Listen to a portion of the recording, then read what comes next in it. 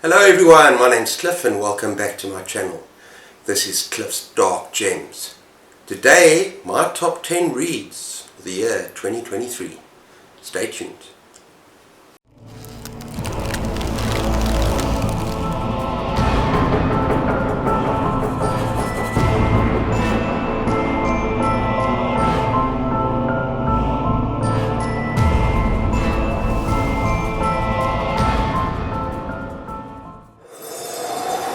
Okay everyone, before we begin, just want to quickly say that I have reviewed all of these books this year, and for some of them I've actually given quite detailed reviews.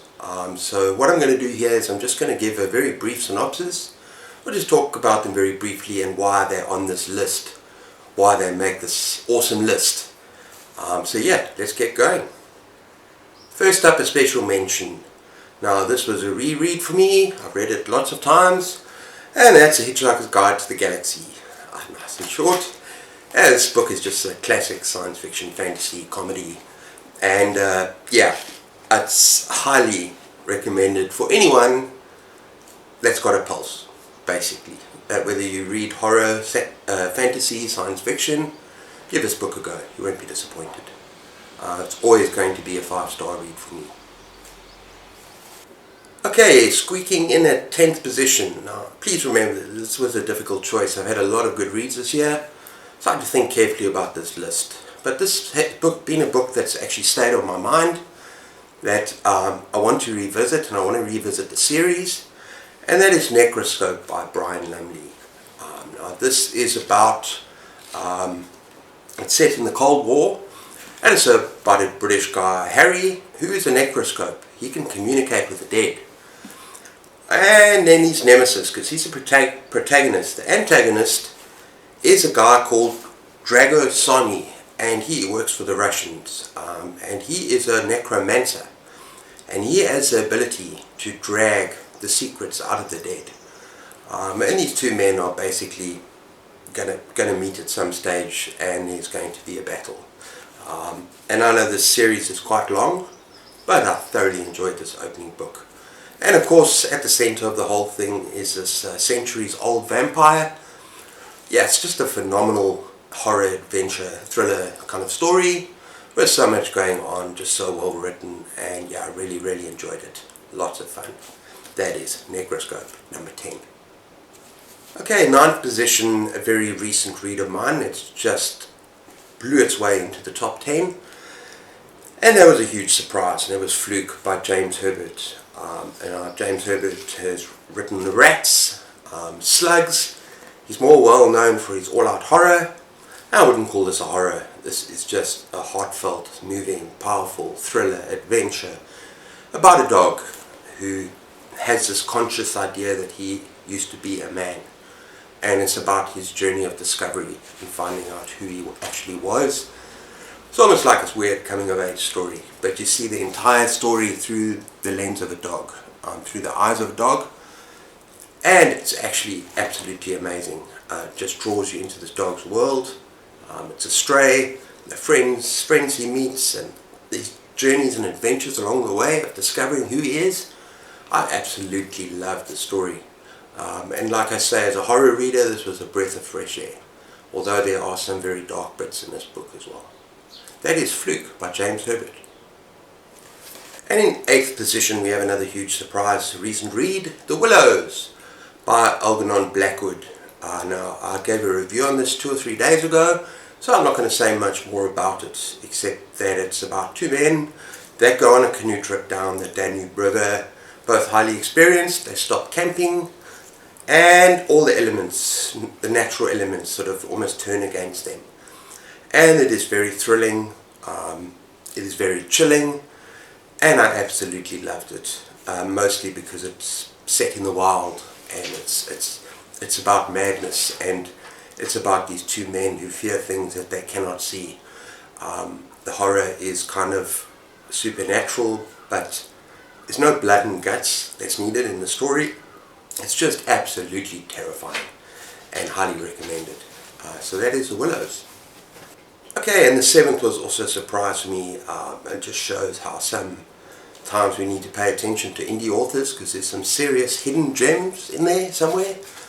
And that was More Than a Vampire by J.R. Correll, who also happens to be a booktuber. I'll link his channel down below. But this took me by surprise. It's just so fast-paced and exciting and fun. It's about, at the beginning, it's basically about Dracula and in all these clans of vampires around the world. And yeah, at the beginning, I kind of, first 20 pages or so, took a little bit getting used to the writing. But once I got into the actual story, it was just so thrilling. It's not just about vampires, it's about mythological creatures and monsters. And the world building is phenomenal. It's set all over the world, like in Africa, in Egypt, in Europe, everywhere. And the action sequences are absolutely awesome, quite bloody. And the book just moves at a pace that I really enjoyed. I kind of devoured most of it in one sitting. And it's also part of a series, and the next one's coming. I think the next one's already out. Unfortunately, I can't read it until my challenge is over with, but I'm dying to get to that. Yeah, so that's More Than a Vampire. Well worth the effort. Okay, and the sixth position is an extreme novella called Gone to See the River Man by Christopher Triani. Now, although this was an extreme novella, violence and the gore and everything wasn't gratuitous as I thought it would be. Instead, what I got was beautifully written, sometimes deeply disturbing, and yes, it can be gory at times, but it's just so beautifully written. And it's a story about a woman who's obsessed with a serial killer, a vicious serial killer who's butchered other women. And she agrees to do a favor for him, and she takes something of his to go to the River Man. Now, it's magical, it's imaginative, as I said, it's disturbing in places. But I can't wait, once again, to read the sequel after I finish my challenge, which is, I think, called Along the River of Flesh. I just highly recommend Gone to See the River Man by Christopher Triani. And that comes in at number 6. In fifth position we have, is fifth position? Yes. We have Toady by Mark Morris.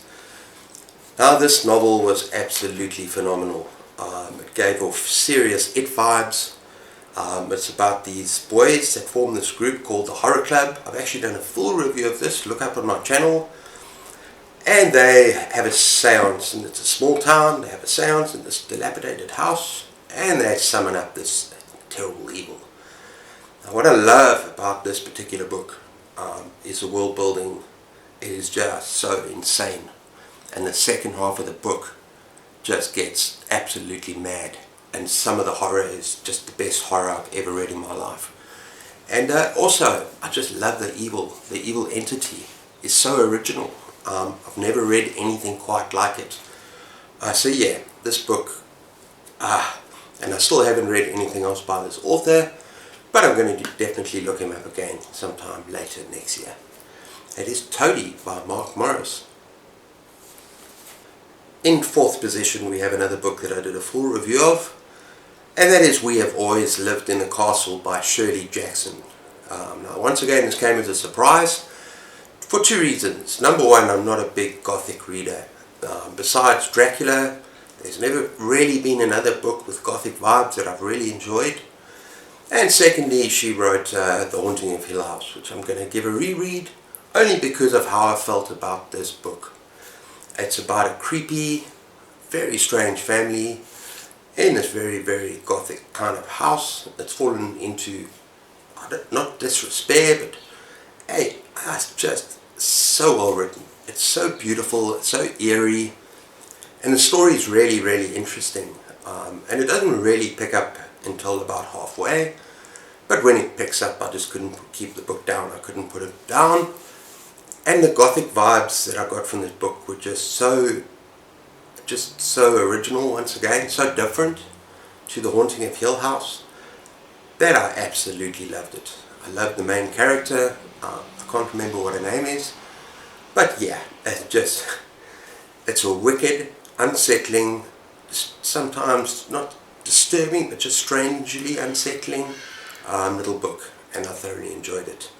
So that is We Have Always Lived in the Castle, and you've got to love the cover. Okay everyone, my number 3 and number 2 position are both taken up by the master of horror himself, Stephen King. Unfortunately I don't have the physical copies here because I loaned them to my father, who's enjoying them at the moment, but I will get them back soon. But both of these books are a perfect example of why we should not limit Stephen King and see him as just this horror author. Both of these books I would not consider horror. In third position we have Joyland by Stephen King. Now this was a very deeply personal book for me. It just moved me, just so beautiful. And it's a murder mystery. It's part of the crime noir, I think, mystery series. And wow, it's this coming of age story. It's warm, it's heartfelt. Yes, it's thrilling and there are moments of horror or terror, but it's a coming of age story at its heart. And it's about this boy, this student, who basically works at this fun fair called Joyland for the summer, and he tries to get over losing his girlfriend. And yeah, that might sound a little bit sappy, but the way Stephen King deals with it is just so unbelievably well, just superb. So yeah, do yourselves a favor. This is a book with a lot of heart and soul, and something that's totally unlike Stephen King, but you can see just how wonderful he is as a storyteller in this particular book, and that is Joyland. Okay, in second position, counting down now to number 1 almost. Second position we got 11/22/63. Now this is a novel about an English teacher who goes back in time to try and prevent the assassination of JFK. It is just the most amazing story, beautiful story, and it's got elements of a little bit of everything, including horror. But at its heart, it is just this mystery, and it is this a love story. There's a love story in there. It is a thriller. It is an adventure. It's an experience reading this book. It really is. And it goes back to this 1950s, 60s, where you get this sense of nostalgia, this kind of vision of the past is perfect. And his experiences going to a cafe or going out to eat or to have a milkshake, and how all the ingredients are different and everything is different, and there's no technology and life is easier. But it's not just that, it's just so much more than that.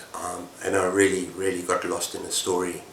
I did say in my original review that maybe it could have been a little bit less political, and I know Stephen King tends to do that something, but the more that I think about that book, just the higher it gets in my head in terms of quality, and I want to reread it quite soon. In fact, in the next year or two, I want to pick that book up again and experience that journey again. It's just a special book, and that is 11/22/63. And like I say, with a lot of these books, I've done a proper review. Look back and check out my reviews. 11/22/63. Okay everyone, in first position, my book of the year for 2023. Now just to give you an idea, I basically stayed up all night to finish this book. Okay, I didn't finish this book in one day, but The Terror by Dan Simmons is just huge, but just completely engrossing, just so powerful and so moving. And yeah, I stayed up all night. My wife was wondering where I was, and I had to finish this book. Now before I carry on talking about it, I just want to give you a little bit of my Goodreads sort of review that I did for this book. So let me just read that very quickly. And this is just a section. A harrowing, horrifying tale of human suffering, deceit, madness, starvation and disease, set in the unforgiving landscape of the frozen Arctic. Now,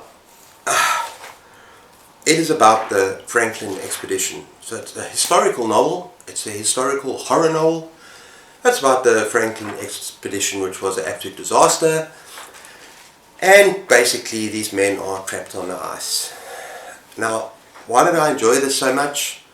Some people might think it a bit dry at the beginning, but for me, the more you read it, the more you get completely immersed in the experience of these men and what they are going through and their dilemma. And it's just such a human story, it's such a powerful story, and I could not stop reading.